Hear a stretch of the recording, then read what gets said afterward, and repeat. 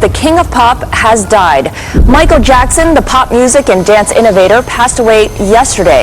At first glance, these photos seem ordinary, but look closer and they reveal injuries, controversies, and moments that shocked fans around the world. Some sparked conspiracy theories, others exposed painful realities. Here are the disturbing photos of Michael Jackson that continue to fuel debate years after his death. The wheelchair departure.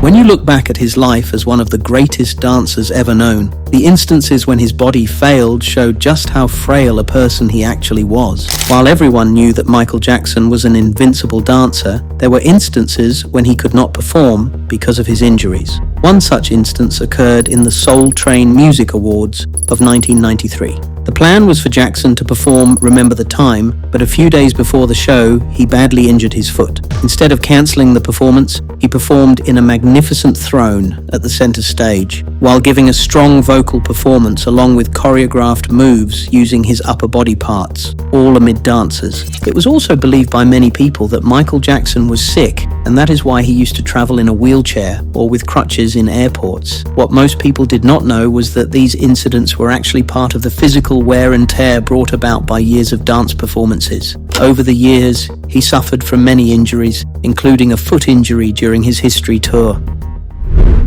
Here, take a look at this haunting image where an almost ghost-like figure with hollow eyes, a pale face, and an unsettling skeletal appearance immediately grabs attention. The dark background directs focus toward the distorted figure and heightens the dramatic effect. Some claim the man looks like the pop star Michael Jackson. At first glance, the image appears to depict a tragic and deeply unsettling scene, but the authenticity of the secret image is still debated. It continues to spread rapidly across social platforms, fueling confusion and discussion. What do you think of this image? Share in the comments. Antique shopping in Beverly Hills. What started out as just another walk into an antique shop on one afternoon in 2009 turned into much more of a spectacle than anyone expected. Michael Jackson came with his entourage, making his way through the streets of Beverly Hills amidst all the attention he drew. He was seen going about his business in the antique shop, studying the furniture, sculptures, and pieces of jewelry. Although there were people waiting outside, he stayed composed and talked briefly with both the staff and his security.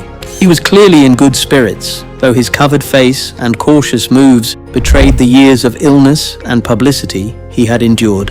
After he left, he was guided back to his car, stopping only to greet his fans who had gathered outside. Photos taken that day would eventually be spread around everywhere, losing their real-life context in the process. But underneath the superficiality of that outing, there is always another story, that of a man dealing with fame which pursued him endlessly, even in quiet moments, and of a world which usually saw the image but not the person behind it. The surgical mask and fedora.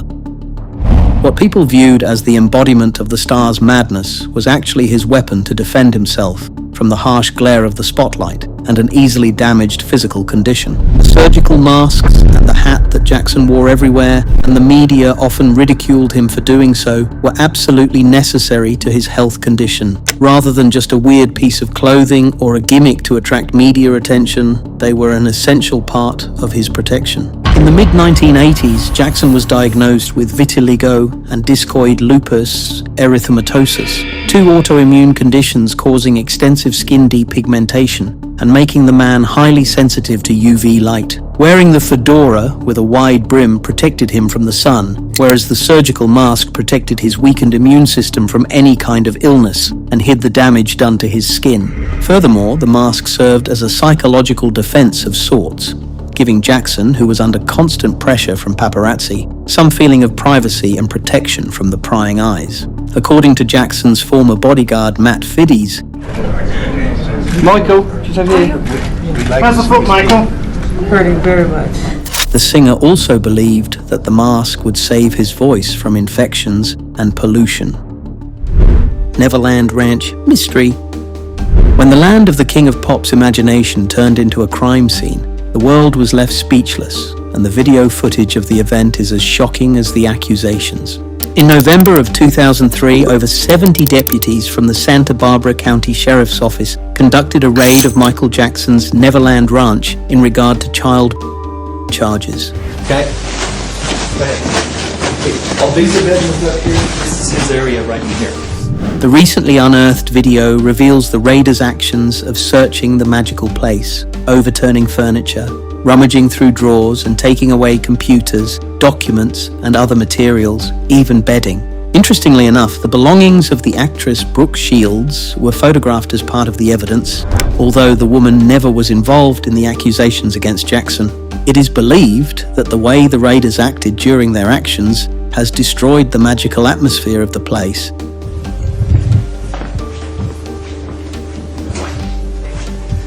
Turning the house into a mess, including its movie theatre and arcade, which were considered to be an amusement park. Jackson had a 5-month-long trial and was cleared of all 14 charges in June of 2005. If you've made it this far, please hit the like button. It really helps the channel. London press conference. This is not how endings should go in London. On March 3rd, 2009, something was stirring in the atmosphere. This special evening was only marked by the words "special announcement." However, both the fans and press gathered with an almost common feeling. Something was going to happen.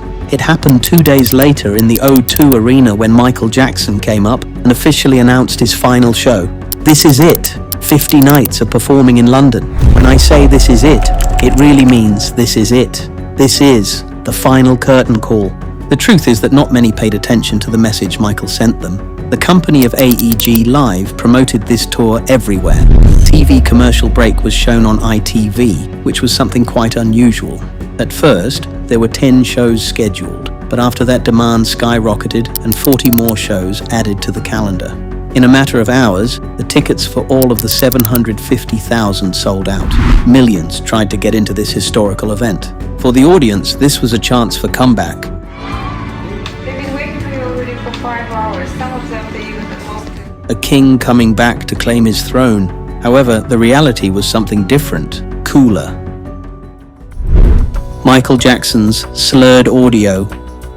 A voice saturated with sedation but overflowing with ambitions brings the last tragedy of a pop star's life into focus. Obtained and aired as per the first report from CBS News, the voice is secretly recorded by Dr. Conrad Murray on May 10, 2009, 2 weeks before the tragic demise of Michael Jackson.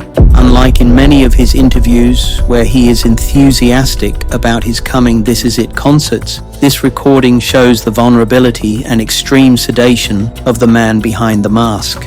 In the recording, he talks of building the world's biggest children's hospital, where he plans to build a safe heaven for young boys and girls, using the money he makes from the tours. He openly expresses how his whole life... They really thought that my mind is always on music and dancing, and it usually is. revolves around the idea of helping children who have had to go through traumatic experiences similar to his, which was what prompted him to make songs such as Heal the World. This recording, as per the details provided by CBS News in their complete coverage of the event, served as vital evidence against Dr. Murray during his involuntary manslaughter case in 2011. Rumors around kids.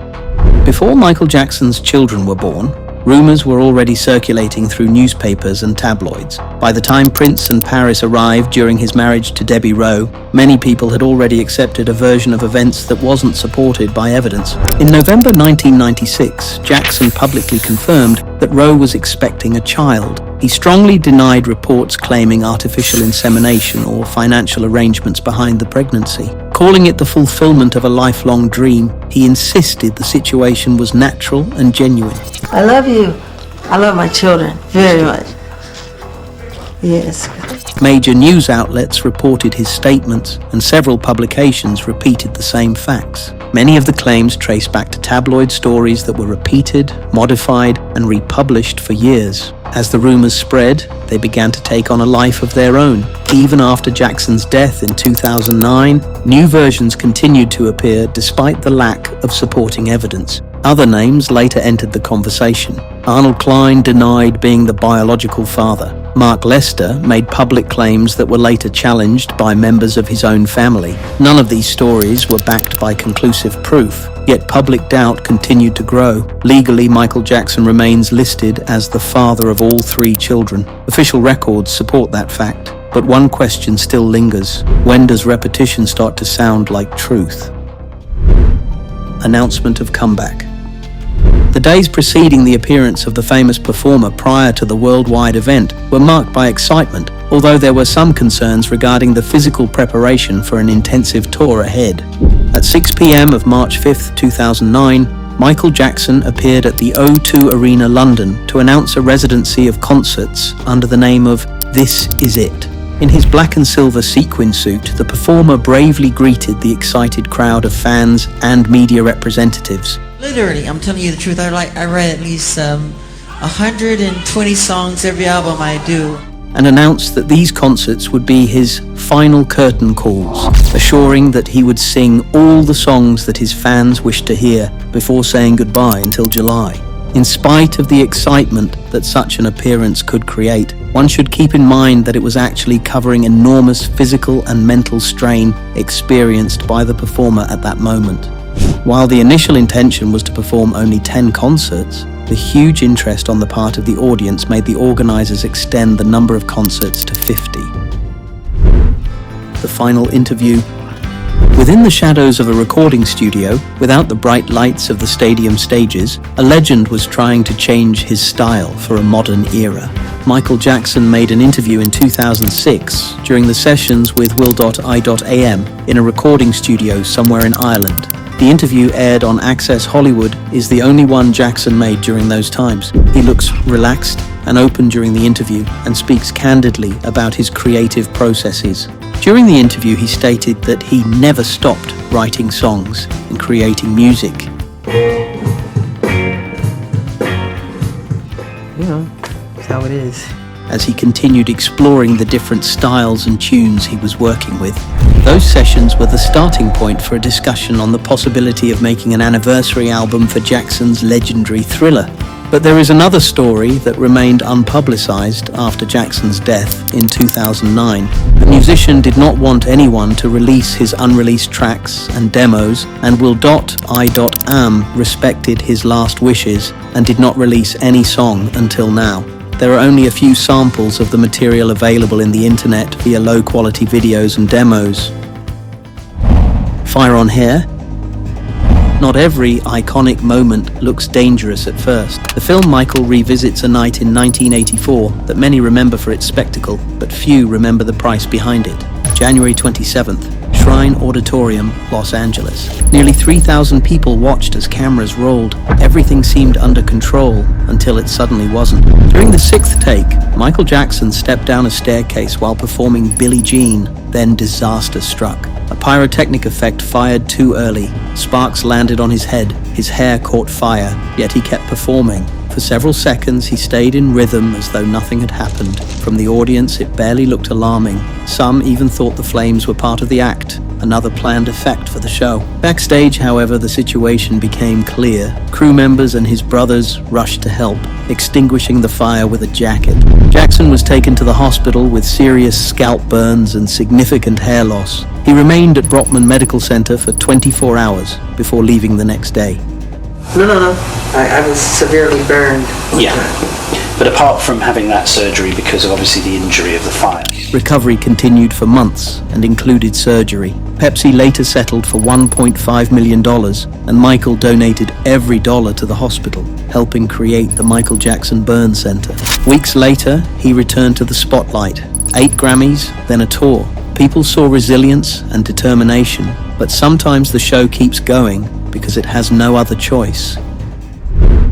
Bookstore appearance in Las Vegas. A quiet bookstore in Las Vegas, rows of shelves piled up with ordinary books. Nothing indicates anything historic is going to happen here until someone steps between the aisles. He wears several layers of disguise. Again, a photographer catches him. Michael Jackson, face hidden, walks around nearly unnoticed. He is followed by an assistant with an open umbrella, protection and separation from the surrounding world. As reported by O Globo, most people in the bookshop initially failed to recognize him. It was just one more man who wanted to be invisible among the crowds. The singer wears a surgical mask, his pajamas and slippers, disguise created not for attracting attention, but rather for its opposite.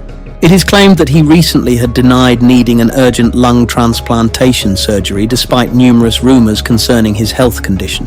Yes, he would tell me I'm ugly. Your father would say Yes, he would. Sorry, Joseph. Still, perception changed quickly, from curiosity to confusion, discomfort, ridicule. The chaos went even farther when kids began crying because of the way he looked. He thought he would be able to walk undetected. It wasn't possible anymore. And the question emerges in all this contrast between his intent and people's reaction. When does visibility stop being an option and become inevitable? Victory Tour?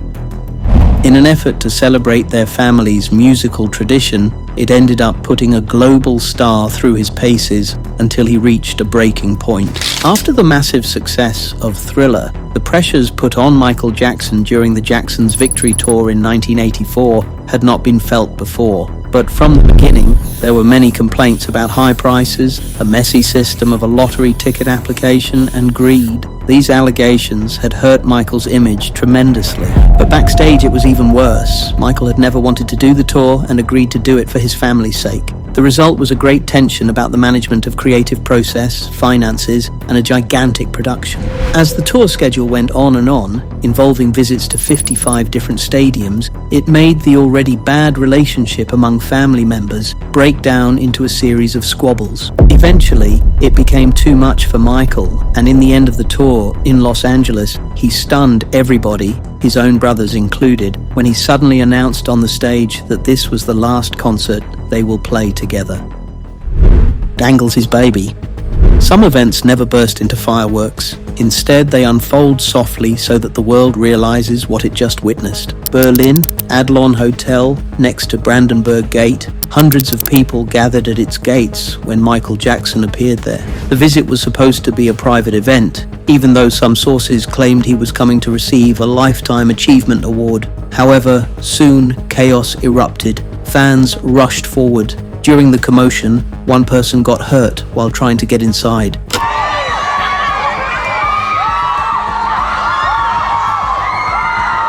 Several hours passed, and he appeared on a hotel balcony. Everything seemed familiar at first. Wave, glimpse, iconic distance. But then everything changed. Jackson was holding a baby in his hands. A 9-month-old baby, Prince Michael II. The child's head was wrapped in white fabric. For a few seconds, he was holding the child over the railing, using only one hand to do it. Down below, the mood changed from cheering to shock. Some people found it hard to believe that it was real. Some were simply stunned. Soon, he pulled the baby back inside.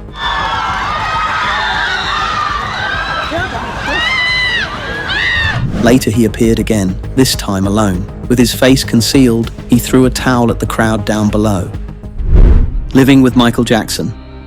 Sometimes controversies simmer and then burst. In 2002, the documentary Living with Michael Jackson was broadcast. On the surface, it was an innocuous interview. One statement, however, stuck. Jackson was defending himself for sharing beds with kids, saying it was not. The most loving thing to do is to share your bed with someone.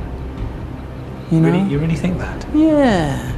Right there next to him is Gavin Arvizo, a troubled kid born in 1990 in a troubled household, and he battled a deadly form of cancer which required surgeries. It was around that time that Jackson reached out to him. He started by sending gifts, then calling and inviting him to visit his Neverland.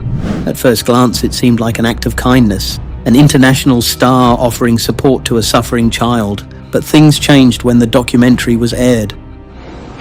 They never want to stand together, and I have never invited them in my room. The family claimed that they were held against their will at Neverland, and shortly afterwards, Gavin accused Jackson of abusing him. The investigations followed. The authorities raided Neverland. Jackson was arrested in 2003. Jackson was heavily attacked by the defense in court. The contradictions were highlighted. Previous statements, allegations of denial, and Gavin saying that he didn't do anything to me. 4 months later, in 2005, Jackson was found not guilty of all 10 charges. A traumatic childhood, Think about having the whole world under your feet, but being absolutely trapped by people who made it happen. In the 2003 documentary film Living with Michael Jackson, the King of Pop opened the world to see something much more personal about himself. Behind all the popularity and talent on stage was a life full of isolation. In his childhood, he was deprived of such basic things as making friends and having fun because of endless practice and professional activities. You go to a school? Yeah, I go to private school in the valley. Do the kids stare at you because you're so rich and famous? The entertainment world took away too many things from Michael. The trauma of such a childhood affected him later in life. The singer talked about the fear of his childhood and early career days caused by the necessity to be perfect. Such high pressure led to the lack of connection between the members of his family due to strict discipline. All those experiences influenced one of the most misinterpreted parts of Michael's biography. His construction of Neverland Ranch was not just another strange thing he did, but his way of recreating the childhood he lost.